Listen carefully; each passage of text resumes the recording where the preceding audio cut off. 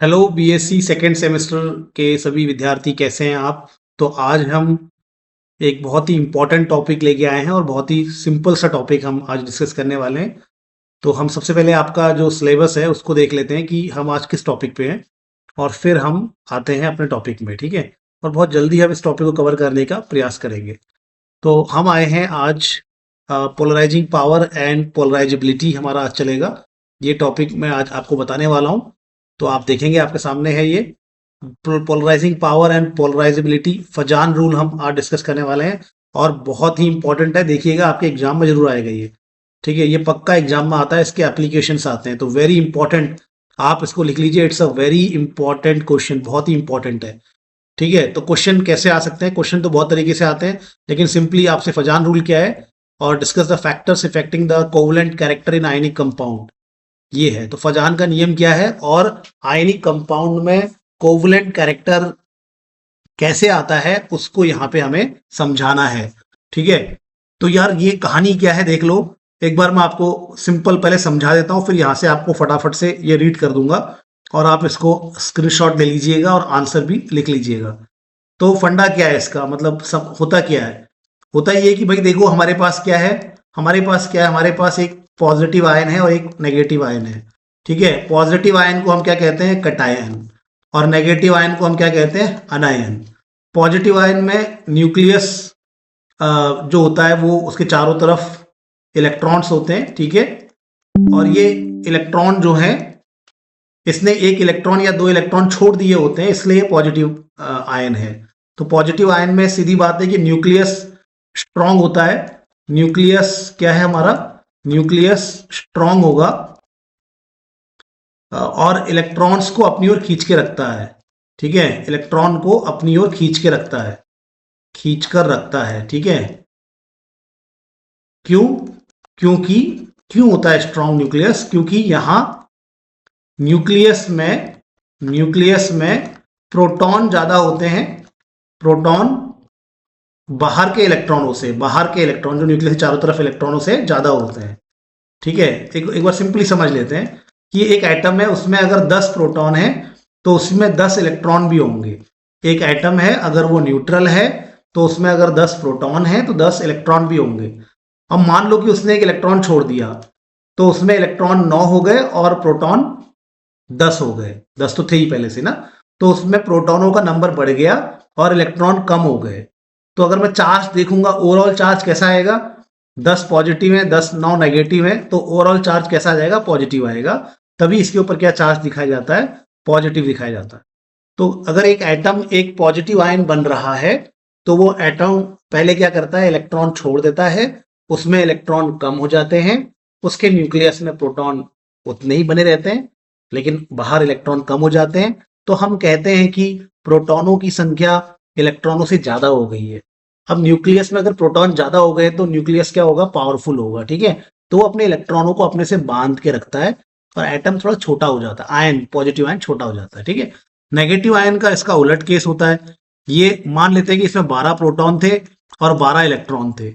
अब इसने मान लो एक इलेक्ट्रॉन बाहर से ले लिया, ये तो छोड़ दिया इसने, इसने ले लिया इलेक्ट्रॉन, तो इसमें हमारे इलेक्ट्रॉन बढ़ जाएंगे और टोटल चार्ज यानी कि 12 अगर प्लस थे, 13 अगर माइनस है, तो टोटल चार्ज -1 आ जाएगा। इसलिए इस पे -1 का चार्ज दिखाया जाता है।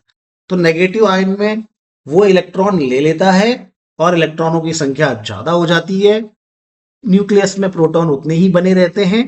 तो फिर ये जो न्यूक्लियस है ना, ज्यादा इलेक्ट्रॉनों को, जो एक्सेस इलेक्ट्रॉन आ गए ना, उनको ये न्यूक्लियस थोड़ा संभाल नहीं पाता।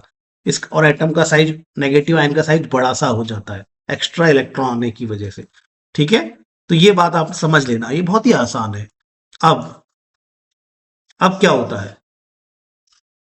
अब अगर किसी पॉजिटिव आयन के पास, क्योंकि पॉजिटिव आयन का न्यूक्लियस तो तगड़ा है, तो पॉजिटिव आयन का न्यूक्लियस क्या है? तगड़ा है, यानी कि उसका न्यूक्लियर चार्ज हाई है, ठीक है? उसका न्यूक्लियस तगड़ा है, न्यूक्लियर चार्ज क्या होता है? उसका हाई होता है। तो ये मेरा पॉजिटिव आयन है और इसका न्यूक्लियस क्या है? अच्छा खासा तगड़ा है, इलेक्ट्रॉनों को खींचता है, बढ़िया खींचता है इलेक्ट्रॉनों को, आ जाओ करता है, क्योंकि इसमें प्रोटॉन ज्यादा है ना, तो ये इलेक्ट्रॉनों को खींचता है। अब इस प्रकार के अगर अगर किसी पॉजिटिव आयन के पास एक नेगेटिव आयन गया, नेगेटिव आयन में क्या होता है, न्यूक्लियस छोटा सा होता है, न्यूक्लियस में उसमें प्रोटॉन कम होते हैं और उसमें इलेक्ट्रॉन ज्यादा होते हैं ना। नेगेटिव आयन में इलेक्ट्रॉन ज्यादा होते हैं, होते तो इसमें भी इलेक्ट्रॉन है लेकिन मैं दिखा नहीं रहा, मैं केवल नेगेटिव आयन में दिखा रहा हूं क्योंकि उसमें इलेक्ट्रॉन ज्यादा होते हैं। तो जब इस तरह के किसी पॉजिटिव आयन के पास जो छोटे साइज का है, जिसका न्यूक्लियस पावरफुल है, जब इस तरह के किसी पॉजिटिव आयन के पास कोई नेगेटिव आयन आता है, तो पॉजिटिव आयन खींच रहा है ना नेगेटिव आयन को, तो इसको आयनिक बॉन्ड कहते हैं। क्या कहते हैं इसको? आयनिक बॉन्ड कहते हैं। तो पॉजिटिव आयन के पास नेगेटिव आयन आया, आयनिक बॉन्ड बन गया, यहां तक हम समझते थे कहानी को। लेकिन अगर ये पॉजिटिव आयन बहुत पावरफुल हुआ, इसका न्यूक्लियस अगर बहुत पावरफुल हुआ, तो इसका न्यूक्लियस क्या करता है, इस नेगेटिव आयन के इलेक्ट्रॉनों को अपनी ओर खींचना शुरू कर देता है। इसका न्यूक्लियस क्या करता है, इस नेगेटिव आयन के इलेक्ट्रॉनों को अपनी ओर खींचता है और इसके न्यूक्लियस को रिपल करता है, क्योंकि ये तो पावरफुल है, ये तो गुंडा जैसा है, ये तो बहुत तगड़ा है भाई। तो ये तगड़ा है तो अपने इलेक्ट्रॉन तो ये खींच ही रहा है, लेकिन अगर मतलब अगर इसमें इतनी दम है, अगर इस पॉजिटिव आयन में इतना दम है, अब दम कैसे आएगा मैं बताऊंगा अभी आपको। अगर इस पॉजिटिव आयन में, ठीक है, इसका न्यूक्लियस अच्छा खासा है, इसमें प्रोटॉन ज्यादा है, ठीक है, तो ये नेगेटिव आयन को खींच रहा है, इतना तो हम समझते हैं, आयनिक बॉन्ड बन गया। लेकिन अगर ये और अच्छा मजबूत और पावरफुल न्यूक्लियस हुआ इसका, तो इसका प्रभाव उस नेगेटिव आयन पर भी पड़ता है। ये उस नेगेटिव आयन के इलेक्ट्रॉनों को अपनी ओर खींचता है और उसके न्यूक्लियस को धकेलता है। इससे नेगेटिव आयन का चेहरा बिगड़ जाता है। इससे इस नेगेटिव आयन का चेहरा कैसा है, बिगड़ जाएगा, और इसको हम कहते हैं डिस्टॉर्शन। क्या कहते हैं इसको हम? डिस्टॉर्शन कहते हैं, जिसमें नेगेटिव आयन के इलेक्ट्रॉन एक तरफ हो जाते हैं, ठीक है, अधिकांश इलेक्ट्रॉन एक तरफ हो जाते हैं, उसका न्यूक्लियस थोड़ा साइड में हो जाता है। इसको डिस्टॉर्शन कहते हैं। क्या कहते हैं इसको? Distortion. This process is known as distortion कर दिया, अरे भाई डिस्टॉर्शन कर दिया। तो इस पॉजिटिव आयन ने क्या कर दिया, इस नेगेटिव आयन के इलेक्ट्रॉनों को अपनी ओर खींच के इसके न्यूक्लियस को एक तरफ रिपल करके इसका क्या कर दिया है, डिस्टॉर्शन कर दिया। ठीक है, अगर आप देखोगे ध्यान से तो अब इस नेगेटिव आयन में दो पोल बनने लग गए हैं। तो एक पोल ये है जो नेगेटिव है, और एक पोल ये होगा जिस तरफ न्यूक्लियस होगा वो पॉजिटिव होगा। ऐसा नहीं है कि सारे इलेक्ट्रॉन एक तरफ आ जाते हैं, ऐसा नहीं है, थोड़ी देर के लिए क्लाउड एक तरफ जाता है इलेक्ट्रॉनों का, ठीक है। तो इसका जो नेगेटिव चार्ज है एक तरफ हो गया और पॉजिटिव एक तरफ हो गया, तो इसको कहते हैं पोल्स बन गए ना, इसको पोल बन गए ना। इस नेगेटिव आयन में क्या बन गए, पोल बन गए, तो इसको कहते हैं पोलराइज हो गया। ये डिस्टॉर्शन को हम एक और तरीके से क्या बोल सकते हैं, पोलराइज हो गया। तो नेगेटिव आयन क्या हो गया, पोलराइज हो गया। पॉजिटिव आयन ने खींचा खींचा खींचा, उसके इलेक्ट्रॉन भी अपनी ओर खींच लिए, उसके न्यूक्लियस को रिपल कर दिया, और नेगेटिव आयन का चेहरा बिगाड़ दिया। उसके इलेक्ट्रॉन एक तरफ, उसका न्यूक्लियस एक तरफ। अब वो कैसा हो गया, वो कैसा हो गया बताओ? तो वो कैसा हो गया, तो वो हो गया आपका एक तरह से उसका चेहरा बिगड़ गया, डिस्टॉर्शन हो गया, और इलेक्ट्रॉन एक तरफ हो गए, न्यूक्लियस एक तरफ हो गए। इसको कहते हैं पोलराइज हो गया। इसको क्या कहते हैं, पोलराइज हो गया। ये पोलराइज हो गया, ठीक है, पोलराइज हो गया। अब क्या होगा आगे सुनो क्या होता है। अब क्या होगा कि थोड़ी देर के बाद क्या होगा, इसका जो ये नेगेटिव पार्ट है ना, इसका जो रेड से बना लेते हैं, चलो इसको ऐसा करते हैं, इसे ग्रीन से बनाते हैं, ग्रीन तो है ही ये, चलो इससे बना लेते हैं, कोई कलर उठाते, ठीक है। इसका जो ये जो नेगेटिव पार्ट है, धीरे धीरे इसके पॉजिटिव फील्ड से ओवरलैप कर जाता है। धीरे धीरे इसके पॉजिटिव फील्ड से क्या करता है, ओवरलैप करता है ऐसे करके, और ये न्यूट्रलाइजेशन, यहाँ चार्जेस का न्यूट्रलाइजेशन हो जाता है, ठीक है। चार्जेस का क्या हो गया, न्यूट्रलाइजेशन हो गया। तो पॉजिटिव पार्टिकल ने नेगेटिव पार्टिकल को खींचा, और इतना स्ट्रॉन्ग अगर ये पॉजिटिव पार्टिकल है तो नेगेटिव पार्टिकल के इलेक्ट्रॉन को एक तरफ खींचता है, उसके न्यूक्लियस को रिपल करता है, उसको पोलराइज कर देता है, उसको पोलराइज कर देता है, और उसका जो इलेक्ट्रॉन है वो धीरे धीरे इलेक्ट्रॉन क्लाउड इस पॉजिटिव पार्टिकल के इस पॉजिटिव फील्ड में आ जाता है, और यहाँ पे न्यूट्रलाइजेशन जैसा हो जाता है। और हम कहते हैं कि भैया ये जो अभी तक आयंस थे, पॉजिटिव आयन नेगेटिव आयन जो खींच रहे थे बस हल्का हल्का, अब वो मिल गए हैं, न्यूट्रलाइज होना शुरू हो गए हैं, और हम कहते हैं कि अब इनमें जो है आयनिक कैरेक्टर से क्या आ गया है, कोवलेंट कैरेक्टर आ गया है। क्या आ गया है, कोवलेंट कैरेक्टर। अभी तक तो ये आयन थे, प्यार से एक दूसरे को खींच रहे थे, लो भाई मैं पॉजिटिव हूं तू नेगेटिव है, खींच एक दूसरे को। अभी तक हम इसको प्यार से क्या कहते थे, आयनिक बॉन्ड कहते थे, आयनिक बॉन्ड। लेकिन अगर ये पॉजिटिव आयन बदमाश निकला तो ये नेगेटिव आयन का चेहरा बिगाड़ देगा, उसके इलेक्ट्रॉनों को अपने फील्ड में ले आएगा और यहाँ पे न्यूट्रलाइजेशन जैसा हो जाएगा कुछ। और इसमें कैसा कैरेक्टर आ जाएगा, कोवलेंट कैरेक्टर आ जाएगा। क्या आ जाएगा, कोवलेंट कैरेक्टर आ जाएगा।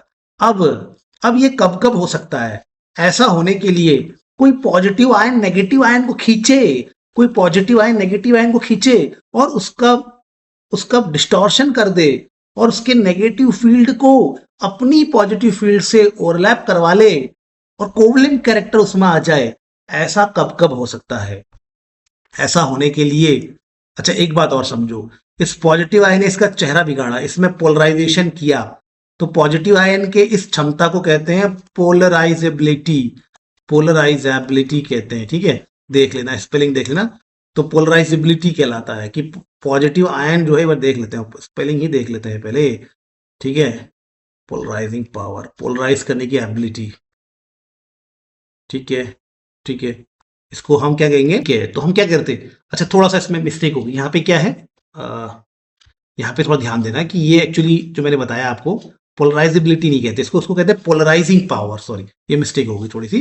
तो ये जो कटायन है ना, ये जो कटायन है, ये जो पॉजिटिव आयन है, कितना अच्छे से इसको पोलराइज करेगा, इसको बोलते हैं इसकी पोलराइजिंग पावर, पोलराइजिंग पावर। ठीक है, तो पोलराइजिंग पावर क्या है, कटायन की अनायन को पोलराइज करने की ताकत, उसकी क्षमता, पोलराइज करने की क्षमता या उसकी शक्ति को हम क्या कहते हैं, को हम पोलराइजिंग पावर कहते हैं। ठीक है, तो भैया जो बहुत अच्छा होगा, जो कटायन अच्छे से खींच रहा है, उसको पोलराइज कर रहा है, तो मैं बोलूंगा इस कटायन की पोलराइजिंग पावर अच्छी है। और जो अच्छे से नहीं खींच पा रहा है, कटायन का चेहरा नहीं, एनायन का चेहरा नहीं बिगाड़ पा रहा है, ठीक है, नेगेटिव आयन का चेहरा नहीं बिगाड़ पा रहा है, तो उसकी पोलराइजिंग पावर कम है। दूसरा दूसरा यानी एनायन भी तो कभी कभी क्या होते हैं ना, कुछ एनायन बड़ी आसानी से उनका डिस्टॉर्शन हो जाता है, कुछ एनायन का डिस्टॉर्शन आसानी से हो जाता है। तो जो एनायन का डिस्टॉर्शन आसानी से हो जाए, जिनका चेहरा आसानी से बिगड़ जाए, जो आसानी से पोलराइज हो जाए, हम बोलते हैं उनकी पोलराइजिंग एबिलिटी ज्यादा है। तो एनायन के लिए टर्म यूज होता है पोलराइजेबिलिटी, पोलराइज एबिलिटी। ठीक है, पोलराइज एबिलिटी क्या है, किसी एनायन का कटायन की प्रेजेंस में कितना डिस्टॉर्शन होता है, कितना डिस्टॉर्शन या पोलराइजेशन, कितना डिस्टॉर्शन हो सकता है, उससे क्या कहेंगे, एनायन की पोलराइजिंग एबिलिटी कहेंगे। ठीक है, ये बात ध्यान रखना। ठीक है, अब जिस कटायन की पोलराइजिंग पावर ज्यादा है वो, और जिस एनायन की पोलराइजेबिलिटी ज्यादा है, मतलब जो कटायन अच्छे से चेहरा बिगाड़ सकता है वो, और जो एनायन का चेहरा जल्दी बिगड़ सकता है वो, जब दोनों मिल जाएं तो फिर ऐसे कंपाउंड आयनिक नहीं रह जाते, ऐसे कंपाउंड कोवलेंट हो जाते हैं। मतलब इसकी पोलराइजेबिलिटी ज्यादा होनी चाहिए, सॉरी इसकी पोलराइजिंग पावर ज्यादा होनी चाहिए और इसकी पोलराइजेबिलिटी ज्यादा होनी चाहिए। मतलब इसका चेहरा बिगाड़ना, इसकी पावर ज्यादा होनी चाहिए और इसका खुद ही जल्दी खराब हो जा रहा है, खुद ही जल्दी डिस्टॉर्शन इसका हो जा रहा है, ऐसी पावर इसमें होनी चाहिए, ऐसी एबिलिटी इसमें होनी चाहिए। तो ये बहुत जल्दी इसका डिस्टॉर्शन होगा, बहुत अच्छे से ये ओवरलैप करेंगी फील्ड और बहुत जल्दी कोवलेंट कैरेक्टर आ जाएगा। अब इसके अंदर ये पावर कब आएगी, इसके अंदर ये पोलराइजिंग पावर कटायन में कब होती है, कटायन में ये पोलराइजिंग पावर कब होती है, ये जल्दी समझ लो, बहुत ही आसान है। तो कटायन में ऐसा करने की क्षमता ज्यादा होगी यदि कटायन छोटे साइज का होगा। कटायन कैसा होगा, छोटे साइज का, और कटायन में चार्ज हाई होगा। तो चार्ज हाई है, छोटे साइज का कटायन है, इसका मतलब है भैया उसका न्यूक्लियस बहुत पावरफुल है और उसमें चार्ज बहुत ज्यादा है, इसका मतलब उसका न्यूक्लियस बहुत पावरफुल, मतलब भाई छोटे साइज का है, इसका मतलब उसके न्यूक्लियस ने इलेक्ट्रॉनों को खींच के रखा है और चार्ज बहुत ज्यादा है, इसका मतलब पॉजिटिव चार्ज बहुत ज्यादा है, पॉजिटिव चार्ज कटायन पे पॉजिटिव चार्ज बहुत ज्यादा है और साइज बहुत छोटा है। दोनों का मतलब है न्यूक्लियस एकदम खतरनाक है, एकदम खतरनाक है। फिर ऐसा न्यूक्लियस क्या करेगा, नेगेटिव आयन को बहुत अच्छे से खींचेगा, उसके इलेक्ट्रॉनों को अपनी ओर खींचेगा और उसके न्यूक्लियस को रिपल करेगा, नेगेटिव आयन का डिस्टॉर्शन करेगा और वहां पर लास्ट में फील्ड मिल जाएंगी और वहां पे कोवेलेंट कैरेक्टर आ जाएगा। तो इसकी पोलराइजिंग पावर ज्यादा होने के लिए इसका साइज कैसा होना चाहिए, छोटा, और चार्ज कैसा होना चाहिए, ज्यादा। इसका अब एनायन का देखो, एनायन बड़ी आसानी से एनायन का डिस्टॉर्शन हो जाए, एनायन का चेहरा बड़ी जल्दी बिगड़ जाए, बहुत ही जल्दी एनायन का चेहरा बिगड़ जाए, बहुत जल्दी इसका जो है इसकी क्या हो जाए, इसकी जल्दी से इसका पोलराइजेशन हो जाए। तो उसके लिए उसको क्या कहते हैं, उसको कहते हैं पोलराइजिंग पावर। और उसके लिए क्या होना चाहिए, उसके लिए एनायन को कैसा होना चाहिए, ये तो कटायन के बारे में हो गया ना। और उसके लिए एनायन को कैसा होना चाहिए, एनायन को बड़े साइज का होना चाहिए। कैसा होना चाहिए, बड़े साइज का भैया, एनायन को बड़े साइज का होना चाहिए। क्यों बड़े साइज का है, इसका मतलब उसमें खूब इलेक्ट्रॉन है। एनायन अगर बड़े साइज का है, इसका मतलब उसमें खूब इलेक्ट्रॉन है, और इलेक्ट्रॉन जब खूब ज्यादा है तो इलेक्ट्रॉनों को एक तरफ खींचना भी तो आसान होता है, उसका चेहरा बिगाड़ना भी तो आसान है, उसका पोलराइजेशन करना भी आसान है। जहां पोलराइजेशन हुआ वहां पे बाद में फील्ड मिलेगी, वहां पे कोवेलेंट कैरेक्टर आ जाएगा। बड़ा साइज होना चाहिए। और नेगेटिव चार्ज कैसा होना चाहिए, ज्यादा होना चाहिए, ठीक है। और नेगेटिव चार्ज कैसा होना चाहिए, ज्यादा होना चाहिए। नेगेटिव चार्ज कैसा होना चाहिए, ज्यादा होना चाहिए। तो साइज बड़ा, तो एनायन का साइज कैसा होना चाहिए, एनायन का साइज कैसा होना चाहिए, बताओ बताओ, एनायन का साइज बड़ा होना चाहिए और उसका नेगेटिव चार्ज ज्यादा होना चाहिए। कटायन का साइज छोटा होना चाहिए और उसका पॉजिटिव चार्ज ज्यादा होना चाहिए। तब देखो खेल में क्या मजा आएगा। तब वो कटायन क्या करेगा, एनायन के इलेक्ट्रॉनों को अपनी ओर खींचेगा और एनायन के न्यूक्लियस को रिपल करेगा, एनायन का बढ़िया डिस्टॉर्शन करेगा, बढ़िया पोलराइजेशन करेगा। फिर एनायन की नेगेटिव फील्ड कटायन की पॉजिटिव फील्ड से मिलेगी और कंपाउंड में कोवेलेंट कैरेक्टर आ जाएगा। ठीक है, ये सारी बातें इसको इसको कि भैया किसी आयनिक कंपाउंड में कोवेलेंट कैरेक्टर, किसी आयनिक कंपाउंड में कोवेलेंट कैरेक्टर के लिए कटायन का साइज छोटा, उसका चार्ज बड़ा, एनायन का साइज बड़ा और चार्ज ज्यादा। ये जो बातें हैं इसी को फजान का रूल कहते हैं। इसी को क्या कहते हैं, फजान रूल कहते हैं। बस अब इसको आप जो है यहां पर लाइन टू लाइन पढ़ लीजिए तो आपको समझ में आएगा। तो फजान क्या बताता है, Fajans it predict whether an ionic compound will show covalent character. तो फजान बोल रहा है greater the polarisation of anion by cation the greater will be the covalent character in the ionic compound. Anion जितना ज्यादा चेहरा बिगाड़ेगा, cation जितना ज्यादा anion का चेहरा बिगाड़ेगा, उतना ज्यादा उसमें कंपाउंड में क्या होगा, आयनिक कैरेक्टर से कोवेलेंट कैरेक्टर आ जाएगा। ठीक है, अब इसके लिए बोल रहा है क्या क्या होना चाहिए, इसी को फजान का रूल बोलते हैं। इसके लिए क्या क्या होना चाहिए, सबसे पहले बोल रहा है वो, सबसे पहले कटायन, कटायन का साइज छोटा होना चाहिए।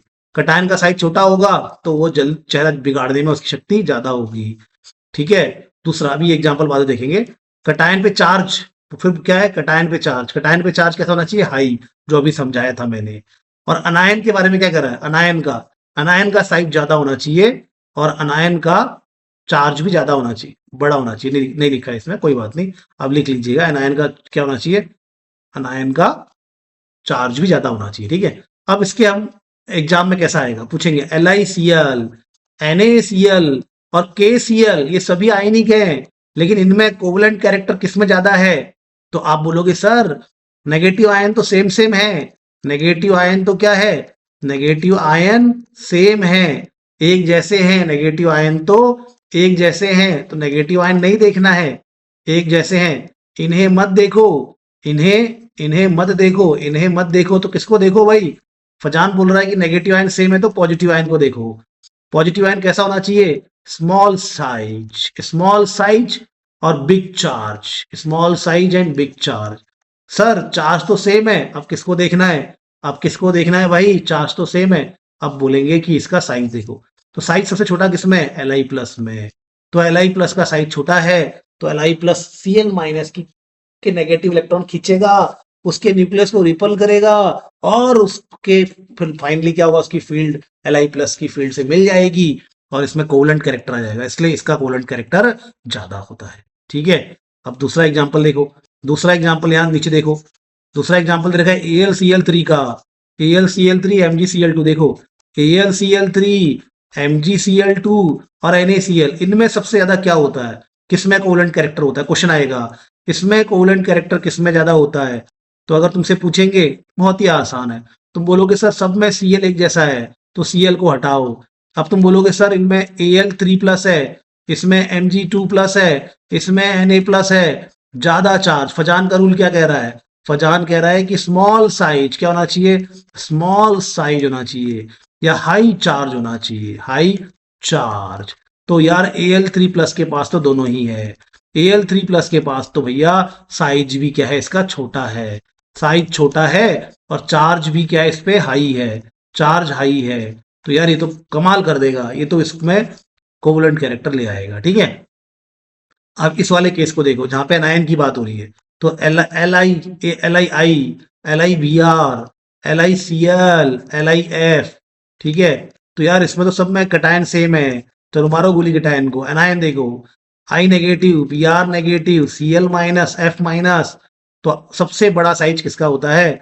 नीचे down the group fluorine, chlorine, bromine, iodine, down the group size बढ़ता है। तो I- का साइज सबसे बड़ा होता है। सबसे बड़ा होने की वजह से I-, Li+ से सबसे ज्यादा इसके इलेक्ट्रॉन Li+ की ओर जाएंगे, इसका डिस्टॉर्शन होगा, इसमें सबसे ज्यादा कोवलेंट कैरेक्टर आ जाएगा। ठीक है, तो फजान का रूल ये है। फजान की सारी कहानी मैंने आपको बता दी। ये हमको क्या क्या बताएगा? ये हमें बताएगा कि भैया क्यों Al-Cl3 कोवलेंट है, इसने बता दिया हमको।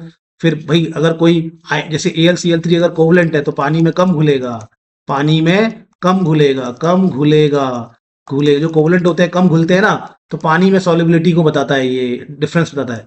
और predict the melting point trend, भैया जो कोवलेंट है, जो कोवलेंट है उसमें जो कोवलेंट है उसका मेल्टिंग पॉइंट कम होगा, जो आयनिक है उसका मेल्टिंग पॉइंट ज्यादा होगा। तो इसमें और इसमें किसका मेल्टिंग पॉइंट कम होगा? तो बोलोगे सर Li ये कोवलेंट है, इसका मेल्टिंग पॉइंट कम होगा। LiF आयनिक है, इसका मेल्टिंग पॉइंट ज्यादा होगा। तो मेल्टिंग पॉइंट को भी पहचानता है। तो इन सारी बातों को हम फचान के रूल से पता कर सकते हैं। उम्मीद है कि आपको ये सारी बातें आई होंगी समझ में। अब हम अगली क्लास में अगले टॉपिक को डिस्कस करेंगे। तब तक के लिए बाय बाय, टेक केयर।